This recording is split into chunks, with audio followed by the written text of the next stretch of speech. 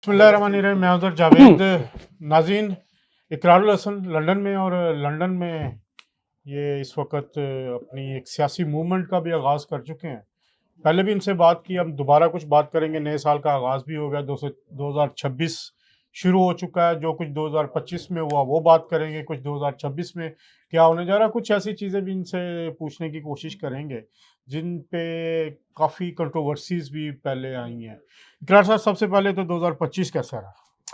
2025 जी 2025 और उससे पहले गुजरे हुए जितने भी साल हैं ना, हमारे लिए सबसे बड़ा दुख, हमारे बहुत करीबी दोस्त, बहुत प्यारे अजीज़, हर एतबार से, ज़ाती तौर पर भी, प्रोफेशनली भी वो साथ खड़े हुए होते थे, राजा मतलूब जी साहब, बिल्कुल। उनकी जो नागहानी वफ़ात थी, वो बस 2025 की हर चीज़ पर वो गालिब है। और दुआ भी कीजिए, और जितने आपके देखने वाले हैं, आपके तवस्सुत से उनसे भी दरख्वास्त कि बस उनकी मग़फ़िरत, उनके दर्जात की बुलंदी की दुआ करें। और बहुत सारे फ्रंट्स के ऊपर हमने देखा कि कुछ चीज़ें, जिस तरह ज़ाहिर है पाक भारत जंग के हवाले से एक ऐसा खुशगवार वक्त पाकिस्तानी कौम ने बावजूद तमाम तर सियासी मुखासमतों लेकिन के। ये तो बहुत बड़ी फतह भी है ना, 2025 में ही मिली हमें, जी मई जी में। जी हाँ, मैं वो कह रहा हूँ, तमाम तर जो सियासी मुखालफत थी, जो एतराज़ात थे, उन सब के बावजूद कम से कम इस एक नुक्ते पर सब ने इसको सेलिब्रेट भी किया और सब मुत्तफ़िक भी हुए। तो ये बड़ी एक हिस्टोरिक विन थी और इवेंट था, ज़ाहिर है। लेकिन उसके अलावा बतौर मजमूई मुझे ये लगता है कि बस कुछ सियासी चपकलिशों की वजह से कौम में मायूसी बहुत भर दी गई है। मैं बार बार ये कहता हूँ कि कौम के नौजवानों को ये एहसास दिला दिया गया कि आपके पास दो ही ऑप्शन है। या ऑप्शन ये कि बाहर निकलें, वट्टे मारें, सोटे खाएं, गंडासा उठाएं, गालियां दें, या घर में मायूस होकर बैठ जाएं और मुल्क छोड़ जाएं। मेरा ये ख्याल है कि तीसरा ऑप्शन भी पाकिस्तान के नौजवानों को दिया जा सकता है कि आप खुद आगे आइए, आप पाकिस्तान के मामलात को देखना शुरू करें, आप इक़्तिदार अपने हाथ में लें, आप क़यादत के फ़राइज़ निभाएं, आप आगे बढ़ें, आप मामलात को देखें।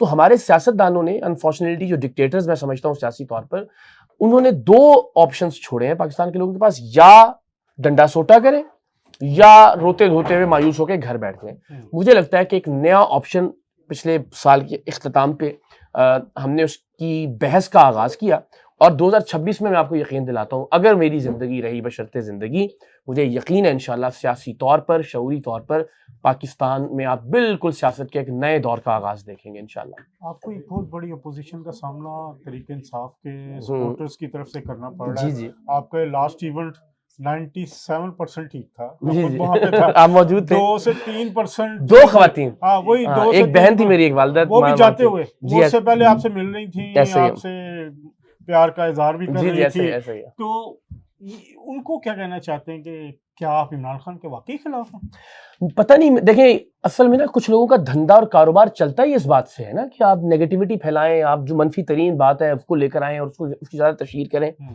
मैं बार बार ये कहता हूं कि भाई इमरान खान से अपनी मोहब्बत को जारी रखिए।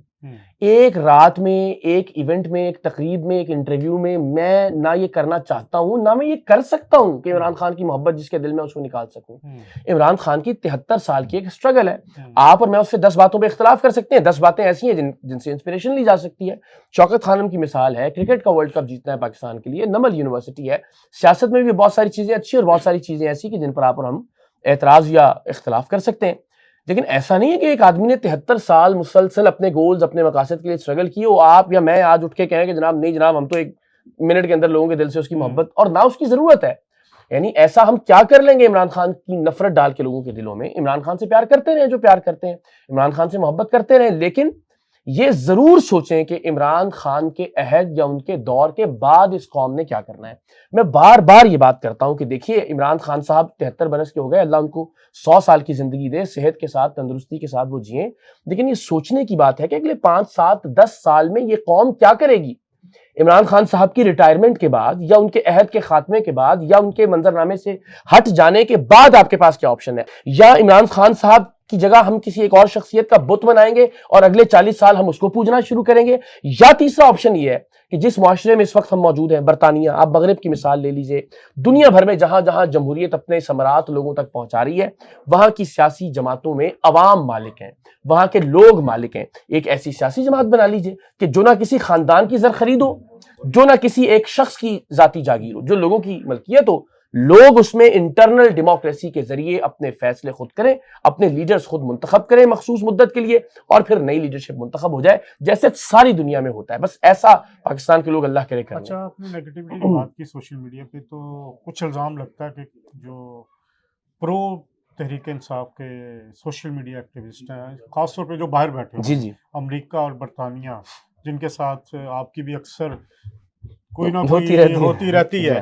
ان کے کردار کو آپ کیسے دیکھتے ہیں کہ پی ٹی آئی کے بہت سارے لوگ انٹرنلی تو بات کرنا چاہتے ہیں حکومت سے جی. یا اسٹیبلشمنٹ سے، لیکن جو یہاں پہ بیٹھے ہیں وہ بیٹھے ہیں، آپ ابھی آپ ایمانداری سے مجھے بتائیں نا، آج اگر پی ٹی آئی کے باقی جو سٹیک ہولڈرز ہیں، چاہے پولیٹیکل سٹیک ہولڈرز ہیں، چاہے وہ ملٹری کے سٹیک ہولڈرز ہیں، ان سے اگر گفتگو ہونا شروع ہو جائے، مذاکرات ہونا شروع ہو جائے، ٹیمپریچر تھوڑا کول ڈاؤن ہو، روزانہ جو ہے نا یہ واٹر کینن والا معاملہ نہ ہو، روزانہ جو ہے وہ اڈیالہ کے باہر دھرنا نہ ہو، اس طرح، تو آپ مجھے بتائیں ان کے ویلاگس کی ویورشپ تو آدھی سے بھی کم رہ جائے گی. پرابلم بدقسمتی سے یہ ہے کہ تحریک انصاف ایک سوشل میڈیا اکانومی بن چکی ہے. اب وہ سوشل میڈیا اکانومی کے ساتھ ہزاروں لاکھوں ایسے لوگ جن کے ٹک ٹاک کے ساتھ، فیس بک کے ساتھ، ویڈیوز کے ساتھ، اور یوٹیوبرز نے بدقسمتی سے ان کی ویوز کی ڈالرشپ جو ہے وہ منسلک ہو چکی ہے ایک دوسرے کے ساتھ.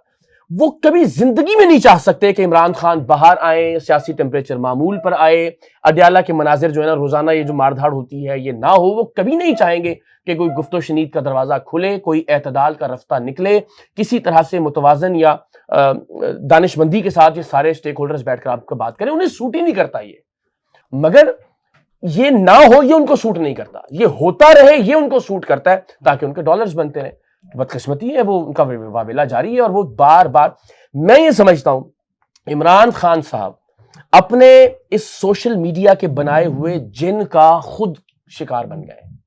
اب مجھے یہ بتائیے کہ عمران خان صاحب کسی بھی سچویشن میں جب جیل سے باہر آئیں گے تو کیا یہی سوشل میڈیا یہ نہیں کہے گا کہ خان صاحب ڈیل کر کے باہر آئے ہیں؟ کیا آپشنز ہیں آپ کے پاس؟ عدالتوں پر تو آپ اعتماد نہیں کرتے، یہ تو آپ تا زندگی نہیں کہہ سکتے کہ عدالتوں نے انصاف کیا ہے، اس لیے کہ آپ تو کہتے ہیں کہ عدلیہ غلام ہے. تو یہی سوشل میڈیا کا جن بخیے ادھیڑ دے گا عمران خان صاحب کی ذات کے. خان صاحب بیچارے اپنے سوشل میڈیا کے جن کے قیدی بن گئے ہیں اصل میں. یہاں پہ عمران ریاض صاحب ہیں، ان کے ساتھ آپ کا پچھلے دنوں سے وہ سبتان نے ایک انٹرویو کیا تھا، جی. اس کے بعد سے تو عمران ریاض صاحب سے کیا آپ کی کوئی ذاتی ہے؟ نہیں ہرگز نہیں. ذاتی تو دیکھیں، ذاتی تو سیاسی معاملات میں، فکری معاملات میں کسی کے ساتھ بھی آپ کا ذاتی مخاصمت تو نہیں ہوتی، نہ ذاتی نفرت ہوتی ہے. لیکن عمران ریاض صاحب، چونکہ میں نے اس دن بھی فرید قریشی صاحب جو ہمارے بھائی ہیں ان کے انٹرویو میں بھی عرض کیا کہ اس وقت جو پاکستان تحریک انصاف کا نیریٹو ہے اس کی اگر کوئی نمائندہ آواز ہے تو وہ نمائندہ آواز عمران ریاض خان ہے. تو میرا یہ خیال ہے کہ ان کے ساتھ بیٹھ کر بہت ساری باتوں پر گفتگو کرنے کی ضرورت ہے، بہت سارے سوالات پر ان کی ذاتی حیثیت میں بھی، ذاتی حیثیت سے مراد جو ان کا پروفیشنل کام ہے اس کے حوالے سے بھی، اور ان کی فکری جو پوزیشن ہے اس کے حوالے سے بھی بات کرنے کی ضرورت ہے. مجھے لگتا ہے ہر پلیٹ فارم پر گفتگو شروع ہونی چاہیے، ڈیبیٹ کا آغاز ہونا چاہیے، بات چیت کرنی چاہیے. میرے ذہن میں جو سوالات ہیں میں سمجھتا ہوں کہ وہ سامنے ہو تو وہ سوالات ضرور کیے جانے چاہیے. ان کے نزدیک اگر میری ذات سے متعلق کوئی سوالات ہیں میں ان کا جواب دینے کے لیے حاضر ہوں. میں نے یہ بار بار یقین دلایا کہ میں بہت ادب سے، بہت احترام سے، آپ میں سے کوئی بھی ماڈریٹ کرنا چاہے اس نشست کو میں حاضر ہوں، اور بڑے بھائی کے طور پر ان کو میں بہت ادب کے ساتھ کچھ چیزیں ان سے پوچھنا چاہتا ہوں، تحریک انصاف کے پرسپیکٹیو سے بھی، ان کے کام کے پرسپیکٹیو سے بھی، اور میں اپنا نقطہ نظر بھی ان کے سامنے رکھنا چاہتا ہوں. اور میں چاہتا ہوں کہ وہ اس پر کامنٹ کریں کہ پاکستان کو اس وقت ایک نئی سیاسی جماعت کی ضرورت ہے. ہم کس طرح سے ایک شخصیت یا ایک خاندان کی غلامی کو جمہوریت کہہ سکتے ہیں؟ ہم کس طرح سے ایک خاندان یا ایک شخص جو ہے وہ 30-40 سال سے قابض رہے، ہم یہ کہہ سکتے ہیں کہ ایک پولیٹیکل پارٹی ہے؟ ایک شخص یا ایک خاندان کی سیاست سے نکلنا ہوگا. میں اپنا مطمع نظر ان کے سامنے رکھنا چاہتا ہوں. I hope، مجھے امید ہے کہ پڑھے لکھے آدمی ہیں وہ ضرور آپ ان کے ساتھ بیٹھ کے بات مکالمے میں کیا حرج ہے، اس میں آپ دعوت دیتے ہیں ان کو؟ میں ان سے ریکویسٹ کرتا ہوں. جی ہاں، میں عمران، آپ کہتے ہیں تو میں عمران بھائی، میں بالکل اس پلیٹ فارم سے بھی اور اس کے علاوہ بھی میں یہ سمجھتا ہوں کہ پاکستان کو اس نفرت کے دور میں، اس گالم گلوچ کے دور میں، اس اشتعال انگیزی کے دور میں، اس نفرت مخاصمت کے دور میں گفتگو کی ضرورت ہے، مکالمے کی ضرورت ہے، ڈیبیٹ کی ضرورت ہے، اور آپ اور ہم مل کر اس کا بہت اچھے طریقے سے اجرا کر سکتے ہیں. میں سمجھتا ہوں کہ آپ کے علم میں وہ نقطہ نظر، وہ نظریہ لایا جانا چاہیے جو اس وقت میں پاکستان کے لوگوں سے شیئر کر رہا ہوں، اور آپ کے اس پر کیا اعتراضات ہیں، کیا سوالات ہیں، وہ سننے چاہیے، سو دیٹ ہم کسی نتیجے کی طرف بڑھیں. قوم کس سمت میں جا رہی ہے آپ کو اور ہمیں کچھ پتہ نہیں ہے. ہم کہتے ہیں جی صرف عمران خان، لیکن ہم یہ کیوں نہیں سوچتے کہ آفٹر عمران خان ہمارے پاس کیا میکنزم ہے؟ دیکھیے عمران ریاض صاحب، آپ بھی، میں بھی، عمران خان صاحب بھی، ہم سب فانی لوگ ہیں، ہم سب نے اس دنیا سے جانا ہے، انشاءاللہ اس قوم نے رہنا ہے، اس ملک نے رہنا ہے، اسے کون گورن کرے گا، اسے کس طرح سے لیڈ کیا جائے گا، اس کا ایک لاہے عمل اگلے 5 10 15 20 برس کا آج سے ہمیں اس کی تیاری کرنی ہے۔ فیلڈ مارشل سید عاصم منیر کو کیسے دیکھتے ہیں؟ میں یہ سمجھتا ہوں، دیکھیے اولاً تو اس سے پہلے بھی مجھ سے سوال کیا گیا اور میں نے کہا کہ اس کا فیصلہ ظاہر ہے وقت زیادہ بہتر انداز میں کر سکتا ہے، لیکن جو ان کی پروفیشنل کیپیسٹی ہے جس کے حوالے سے ان کو جانچا جانا چاہیے وہ ظاہر ہے میدان جنگ میں، اور وہ میدان جنگ میں مئی میں ہم نے دیکھا کہ پاکستانی افواج نے بطور مجموعی الحمدللہ پاکستان کا سر فخر سے بلند کیا۔ پاکستان ایئر فورس انڈیا کے طیارے کیا بات ہے، واہ واہ، اس پہ کوئی ذرا ہمیں بتائیں کہ بالکل، ہم تا زندگی اس بات پر فخر کریں گے، اپنی آنے والی نسلوں کو بتائیں گے کہ بھائی یہ وہ لمحہ جب اللہ نے سرفراز کیا تھا پاکستان کو بھارتی جارحیت کے مقابلے میں، اور منہ کے بل ان کا سارا بیانیہ اور نیریٹو گرایا تھا، ہم نے وہ لمحے اپنی آنکھوں سے خود دیکھے تھے، ہم ان لمحوں کے گواہ ہیں، تو اس کا بہت بڑا کریڈٹ پاکستان کی ایئر فورس کو، پاکستان کی فضائیہ کو، پاکستان کے شاہینوں کو جاتا ہے، اور میں سمجھتا ہوں ہمیشہ کی طرح ہمیں سرخرو کیا افواج پاکستان نے بھی اور پاکستان فضائیہ نے بھی۔ شہباز شریف بطور وزیر اعظم، شہباز شریف صاحب کا میں بطور وزیر اعلیٰ تو بہت بڑا مداح تھا پنجاب کی حد تک جب انہوں نے کام کیا، لیکن وہی بات کہ سری لنکا بن جائے گا، پاکستان ڈیفالٹ ہونے والا ہے، پاکستان جو ہے نا جناب وہ کل بینکرپٹ ہو جائے گا، اللہ نے اس معاملے میں بھی تھوڑا سا مجھے لگتا ہے کہ سرخرو کیا ہے شہباز شریف صاحب کو، لیکن جو ان کا اصل کارنامہ ہے اب تک وہ مجھے لگتا ہے وہ انٹرنیشنل فرنٹ پہ ہے، جو آپ کو اور مجھے تو سمجھ میں نہیں آ رہا کہ ان کے پاس جادو کی کون سی چھڑی ہے یا ایسا کون سا چراغ ہے کہ جس کو وہ رگڑ رہے ہیں، اور ہم دیکھ رہے ہیں کہ امریکہ بھی ساتھ ہے، قطر بھی ساتھ ہے، ایران بھی تعریف کرتا ہے، سعودی عرب بھی تعریف کر رہا ہے، ملیشیا بھی جا رہے ہیں، ٹرکی بھی ساتھ کھڑا ہوا ہے۔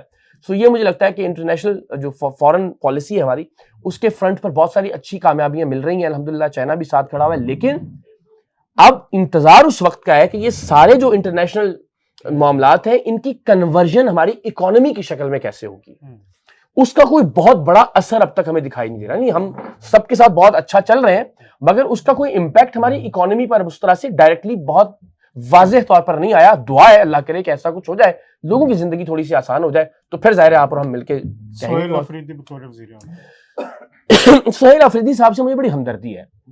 میں سمجھتا ہوں کہ وہ بیچارے ایک مڈل کلاس بلکہ لوور مڈل کلاس سے تعلق، پڑھا لکھا نوجوان، لیکن اس کو ایک ایسی صورتحال میں یہ اقتدار دیا گیا کہ جہاں نہ اس کے پاس یہ موقع ہے کہ وہ ڈیلیور کرے، نہ اس کے پاس یہ موقع ہے کہ وہ عمران خان صاحب کو رہا کروائے، جو کہ پوری پی ٹی آئی اس سے توقع کر رہی ہے۔ تو ایک عجیب و غریب سی صورتحال میں ان کو لا کے کھڑا کر دیا گیا، اور مجھے کچھ بہت زیادہ توقع نہیں ہے۔ ظاہر ہے یہ تو مجھے ہوتا ہوا دکھائی نہیں دے رہا کہ وہ عمران خان صاحب کی رہائی میں کوئی بہت بڑا کارنامہ یا کردار ادا کر سکتے ہیں، اور ظاہر ہے وہ یہاں پہ ان کی ایفرٹس چونکہ وہ اسٹریٹ موومنٹ اور اڈیالہ کے باہر آنا اینڈ آل دیٹ، تو ظاہر ہے گورننس بھی اس طرح سے متاثر ہو رہی ہے، اور آپ کے سامنے ہی پی ٹی آئی کہ حالات اسٹریٹ موومنٹ چلا سکتی ہے؟ میرا خیال ہے پی ٹی آئی کے اندر یہ دمخم نہیں ہے۔ اس کی وجہ یہ میں سمجھتا ہوں کہ پی ٹی آئی بدقسمتی سے ایک سیاسی جماعت نہیں ہے، پی ٹی آئی ایک فرد کا نام تھا۔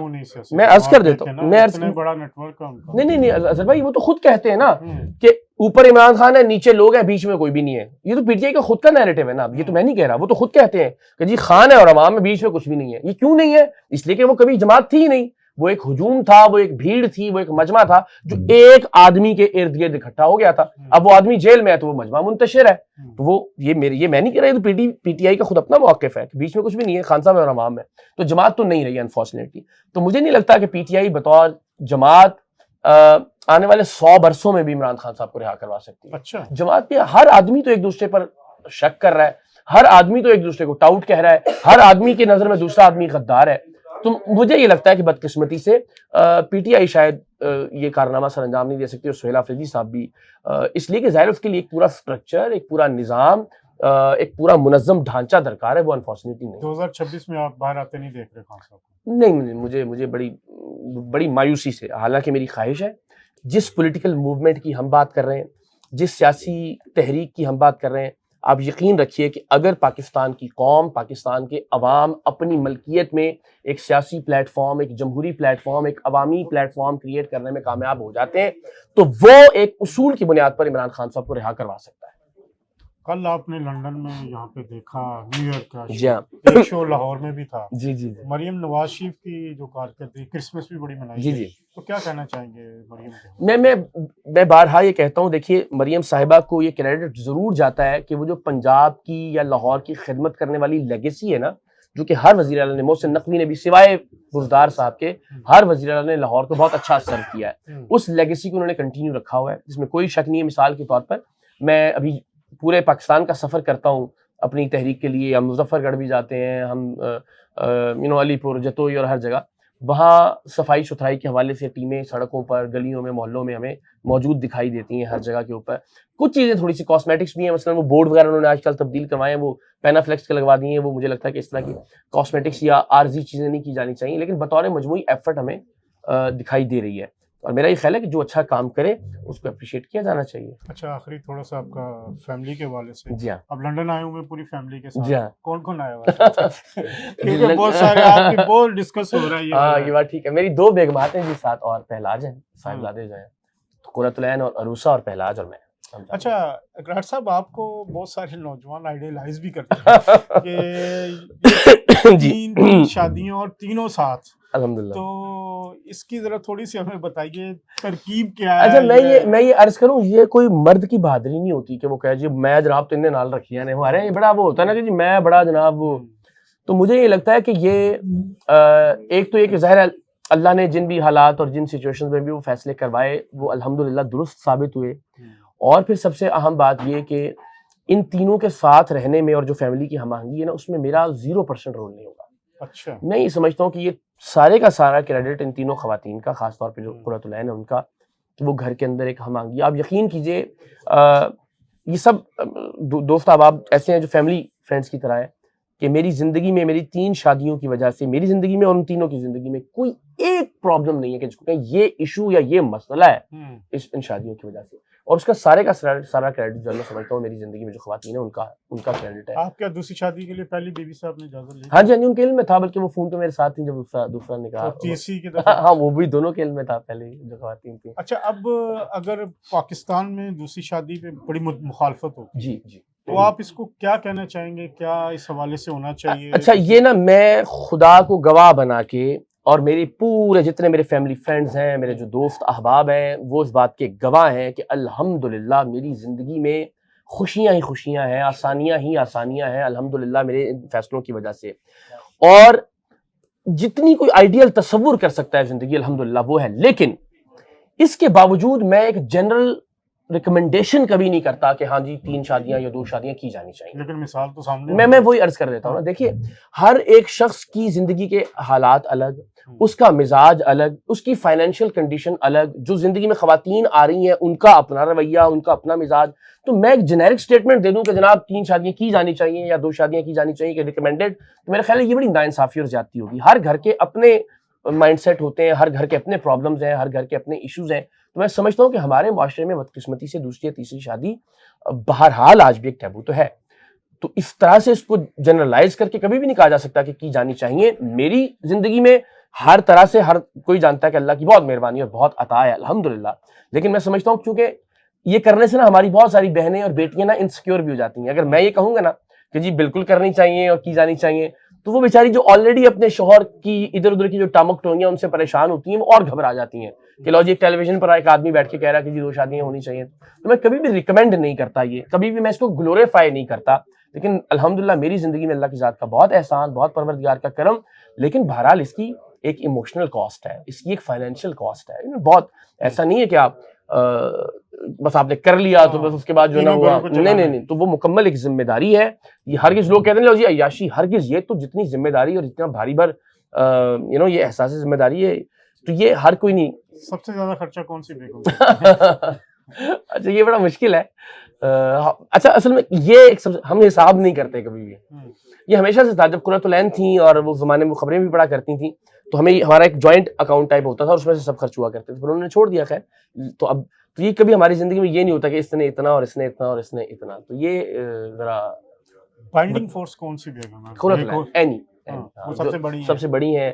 وہ اس کا بڑا ظرف ہے اور سب سے بڑی محبت اور چھوٹی بہنوں کی طرح. اور اس طرح سے میں سمجھتا ہوں کہ اس کا میری زندگی میں بہرحال سب سے بڑا احسان ہے. میری زندگی کی میری والدہ کے بعد سب سے قیمتی, سب سے اہم خاتون جو ہے وہ قرۃ العین. تو لنڈن میں 2 بیگمات آ گئی, تیسری کیوں نہیں؟ تیسری ان کی وہ ان کی بلکہ وہ چل بھی رہی ہوں گی انسٹاگرام پہ, ان کی تصویریں وغیرہ. ان کی بہت ہی قریبی کزن ہے, ان کی چھوٹی بہنوں کی طرح. ان کی شادی چل رہی تھی تو انہیں پھر وہاں رکنا پڑا اس کے لیے. اچھا لنڈن یہاں آئے ہیں آپ تو اوورسیز پاکستانی سے آپ ملے ہیں, پاک بھارت جنگ کے بعد ان کا مورال کیسا دیکھا ہے, کیونکہ آپ تو فریکوینٹ ٹریولر ہیں, پہلے بہت ساری کوئی ہمیں فرق نظر آیا؟ ہمیں اکثر یہ ہوتا تھا کہ وہ جناب انڈینز کے سامنے بڑا مسئلہ ہو رہا ہے اور ساتھ رہتے ہیں, ساتھ کھاتے ہیں, بلکہ کل بھی ہمیں ایلفرٹ میں بہت سارے انڈینز ملے. ہمیں بڑی خوشی ہوئی کہ وہ بہت عاجزی سے آ کے ملے, بڑے پیار سے ملے, اور کوئی حیدرآباد سے تھا, کوئی دلی سے تھا, انہوں نے کہا جی ہمارے ساتھ ہمارے پاکستانی رہتے ہیں, اور 2-3 نے اس کا ذکر بھی کیا کہ, تو مجھے بڑا خوشی ہوئی کہ اب جو ہے یہاں اوورسیز میں ہم بڑا فخر سے اور سر بلند کر کے پاکستانی چلتے ہیں الحمدللہ. اس میں ایک بہت بڑا کردار مئی کی ہماری جنگ کا ہے الحمدللہ. بہت شکریہ آپ کا شکریہ سر بھائی, thank you so much, thank you so much.